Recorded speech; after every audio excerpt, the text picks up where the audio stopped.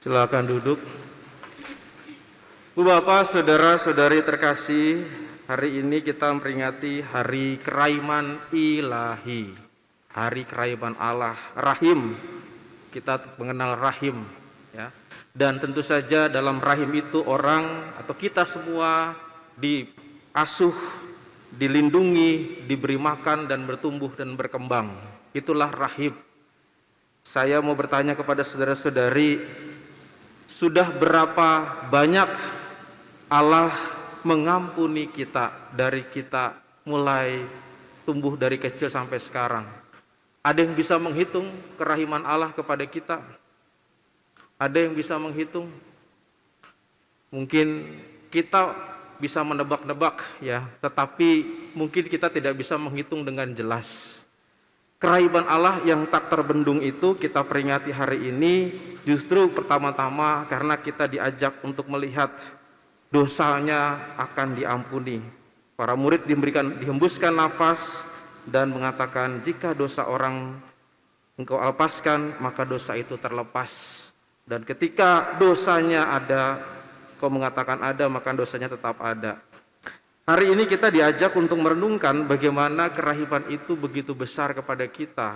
Dan seringkali kita lupa akan kerahiman yang telah diberikan Tuhan kepada kita dalam setiap langkah hidup kita. Mungkin pertama-tama kita perlu menyadari juga di awal ini, setiap kerahiman Allah yang kita terima dalam hidup kita itu bisa menjadi bekas dalam hidup kita sehingga kita bisa menghargai setiap kerahimannya itu. Nah, saudara-saudari, kalau saudara-saudari punya jam tangan yang ada di tangan saudara-saudari semua, atau kalau tidak pernah melihat jam dinding, saudara-saudari apakah bisa menghitung setahun itu dia berdetak berapa kali? Ada yang bisa menghitung jam dinding itu setahun itu berdetak berapa kali? Nggak ada yang tahu. Ada yang bisa tahu di sini? Bisa menebak? Kalau tidak tahu saya kasih tahu, 31.1.400 kali. Percaya atau tidak? Kalau nggak percaya hitung aja sendiri. Tiap hari hitungin. Dia punya detakan segitu. Kalau sehari berapa kali? Sehari berapa kali? Sekitar 86.000 kali. Sekali lagi kalau nggak percaya, buktikan saja sendiri. Seharian hitungin aja detik. Diam di atas jam dinding atau ngelihat jam dinding, lalu kemudian hitungin. Ya. Sejam berapa kali? Sejam? Nggak tahu juga. 36.000 kali. Nah, saudara-saudari kurang kerjaan rasanya menghitung itu, ya.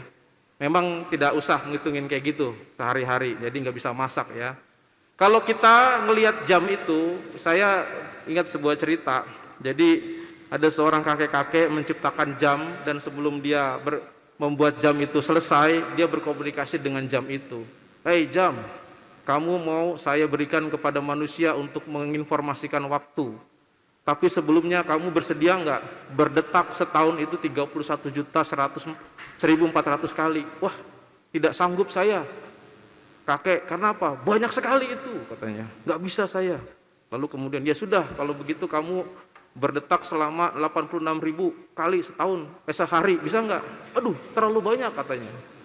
Sampai akhirnya ditawar-tawar, yaudah kamu berdetak aja 36.000 setiap jamnya. Aduh, masih enggak sanggup. Lalu kemudian kakek itu terakhir memberikan pilihan kepada jam itu.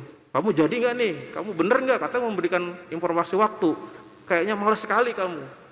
Ya udah kamu berdetak 1 detik 1 kali. Bilang sanggup nggak? Sanggup gitu ya. Kenapa sanggup? Karena cuma sekali. Cuma sekali 1 detik, ya. Maka dia sanggup dan jadilah dia jam. Apa yang diambil dari cerita itu? Itu mengatakan bahwa yang dilakukan sedetik tiap kali secara konsisten, ya, dan juga secara setia dilakukan terus-menerus, ya lama sedetik itu sehari ya jadinya 36.000, ya. Sejam 36.000, sehari 86.000. Kalau konsisten lagi setahun 31 juta kali. Dimulai dari yang kecil-kecil itu. Nah, apa yang mau saya sampaikan adalah bahwa kalau kita dengan konsisten mau setiap detik kita rasakan yang namanya kerahiman Tuhan, maka kita bisa menghitung sehari kita bisa menerima kerahiman Allah berapa kali. Sehari, setahun, seminggu, ya seminggu, setahun, lalu kemudian bertahun-tahun, sampai saat ini kita sudah bisa menghitung berapa kali kita menerima kerahiman Tuhan. Tapi kita kebiasaan gak bisa menghitung. Tapi mulailah kita menghitung dari setiap detik yang kita lewati. Bagaimana kerahiman Allah itu mengalir dalam hidup kita. Kalau itu adalah nafas kehidupan kita, bagaimana kita bisa memahami itu? Nah, dari situasi yang kecil ini, kita diajak untuk melihat bagaimana kerahiman itu akhirnya membuahkan kepada kita suatu pemahaman bahwa Allah itu hadir setiap detik dalam hidup kita, bukan saja pada saat Paskah, bukan saja pada saat event-event tertentu, tapi setiap detik yang kita lewati dalam hidup kita. Saudara-saudari, apa yang kita tarik dari Injil ini yaitu adalah bahwa setiap kali kita merasakan yang namanya seperti para murid mengunci diri di dalam sebuah ruangan karena takut terhadap pemuka-pemuka Yahudi. Mereka lalu kemudian diam di sana sampai Yesus akhirnya menampakkan diri. Berkumpullah murid-murid Yesus di suatu tempat dengan pintu-pintu terkunci karena mereka takut. Kata takut dalam Injil yang kita dengarkan ini cuma satu kali. Tetapi ketakutan itu membuat orang itu tidak bisa melakukan segala tugasnya itu berhari-hari, bahkan berbulan-bulan, karena rasa takut itu. Tetapi saudara-saudari bisa lihat di dalam Injil ini, di dalam tulisan ini, berapa kali yang disebut dengan damai sejahtera ditulis. Ditulis 3 kali. 3 kali kata damai sejahtera ini ditulis. Yesus datang pertama kali mengatakan damai sejahtera bagimu. Lalu kemudian menyebut lagi damai sejahtera bagimu. Lalu kemudian datang lagi 8 hari kemudian damai sejahtera bagimu. Untuk mengusir satu kata takut, tapi damai sejahtera berkali-kali diberikan. Itulah kerahiman Tuhan. Kita mungkin memiliki yang namanya kesulitan dan juga berbagai macam kekhawatiran dan bahkan ketakutan itu sendiri. Tetapi kerahiman Tuhan itu mengatakan damai sejahtera itu berkali-kali kepada kita, tidak cuma sekali. Kata-kata damai sejahtera ini mau menunjukkan begitu besar kerahiman Allah kepada kita. Nah, sekarang pertanyaannya adalah bagaimana kita bisa merasakan kerahiman Tuhan, damai sejahtera itu yang berkali-kali, bahkan setiap detik dalam kehidupan kita. Damai sejahtera, saudara-saudari, kalau kita lihat artinya yaitu adalah keadaan di mana Allah itu hadir, menenteramkan kita dalam situasi yang kacau balau. Dan itu sebenarnya bisa dirasakan dengan beberapa hal. Dalam tahapan Injil ini kita melihat yaitu bahwa para murid yang merasakan damai sejahtera itu ketika dia melihat Yesus yang bangkit, duduk dan hadir di tengah-tengah mereka. Mereka percaya di situ. Awalnya para murid-murid ini tidak percaya Yesus bangkit, maka mereka diliputi rasa kegelisahan dan ketakutan. Orang-orang mengatakan, orang perempuan-perempuan mengatakan, Yesus sudah bangkit, Yesus sudah, kita lihat dia menampakkan diri, dan bahkan yang lain sudah menampakkan. Tapi mereka ini nggak percaya, kenapa? Karena nggak bisa melihat di dalam dengan mata kepala mereka sendiri. Yang kedua, yaitu Thomas. Thomas ini melihat Yesus yang bangkit, itu nggak percaya hanya melihat, tetapi harus mencucukkan, harus ada buktinya sampai ditembus lukanya, baru percaya.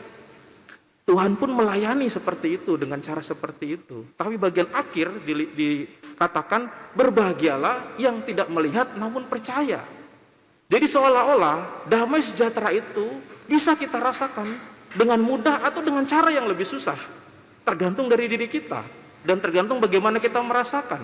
Harapan yang bagian terakhir yaitu berbahagialah yang tidak melihat namun percaya. Ada orang yang tidak melihat namun percaya, yaitu adalah tadi para perempuan-perempuan yang ditampaki. Dia tidak melihat Yesus yang bangkit, dibisiki sama malaikat, Yesus sudah bangkit. Ingat kata-kata kitab suci. Mereka kemudian memberitakan kepada para murid yang lain. Mereka tidak melihat, tapi gembira, hatinya damai karena yakin Yesus sudah bangkit. Yang kedua, para murid ini harus ada bukti dengan melihat saja. Nah, ketika mereka melihat, mereka menunggu sekian lama, 8 hari, sampai mereka baru merasakan damai sejahtera. Karena harus melihat penampakan Tuhan sendiri. Yang ketiga, yaitu Thomas ini sendiri. Thomas ini lama sekali merasakan damai sejahtera karena butuh yang namanya bukti, harus mencukupkan jarinya dengan kepada luka Tuhan sendiri. 8 hari kemudian lagi dia baru merasakan damai sejahtera. Nah, saudara-saudari, bagaimana dengan kita merasakan damai sejahtera? Damai sejahtera bisa mudah kita rasakan, bisa setiap detik kita rasakan, tergantung dari diri kita. Apakah kita seperti perempuan-perempuan yang percaya akan kitab suci? Apakah kita sama seperti murid-murid yang butuh yang namanya bukti Yesus nampak di depan kita? Atau seperti Thomas yang lama sekali harus mencucukkan itu? Tuhan melayani semuanya karena dia pengarahim. Tetapi bagaimana kita bisa dengan cepat merasakan damai sejahtera tergantung dari kita. Kalau lebih daripada Thomas, wah itu sudah susah sekali. Berarti ngayal banget gitu ya. Susah untuk merasakan yang namanya damai sejahtera. Tuhan berkali-kali memberikan, dia pun tidak bisa. Karena dia punya pikiran sendiri. Ada seorang kakek-kakek sedang sakit. Dibawa sama cucunya ke dokter. Ayo kek, kita ke dokter. Kamu tahu tempat dokter yang dekat? Ada kek di sini. Lalu kemudian datang ke dokter. Ditanya, kakek sakitnya apa? Aduh, kaki saya pegel-pegel nyeri yang sebelah kanan ini. Lalu diperiksa sama dokternya, wah ini rematik kek. Wah, kok bisa tahu dokter? Iya, ini rematik. Rematik itu sakit apa? Rematik itu sakit yang menyerang sendi-sendi di kaki kakek itu. Kenapa itu dokter? Oh, itu karena faktor usia, karena sudah tua gitu kan, yang sebelah kanan ini. Lalu kemudian kakek itu mengajak cucunya, udah kita pulang aja. Kenapa kek? Kok nggak minta obatnya? Saya nggak percaya sama dokter. Kenapa? Dia nggak tahu penyakit kakek. Masa kakek dibilang sudah tua, kaki kanan kakek? Kan kakek dua-duanya umur kaki kakek sama. Masa yang satu dibilang tua, yang satu dibilang muda? Akhirnya dia pulang. Kenapa? Kakek ini punya pikiran sendiri yang aneh. Ya, yang namanya orang sudah tua itu kaki kanan atau kaki kiri ya sama saja, tuanya sama begitu. Tapi kakek ini nggak punya yang namanya pemahaman hal itu. Orang yang ngeyel seperti itu tidak akan bisa sembuh. Sama seperti yang disebut dengan kerahiman Tuhan, damai sukacita tidak akan bisa dirasakan kalau kita sudah menutup hati kita dan punya pikiran sendiri. Maka saudara-saudari, silahkan kita menimba kerahiman Allah lewat kehidupan sehari-hari kita setiap detik supaya kita mampu merasakan kasih Tuhan. Amin. Tuhan memberkati kita.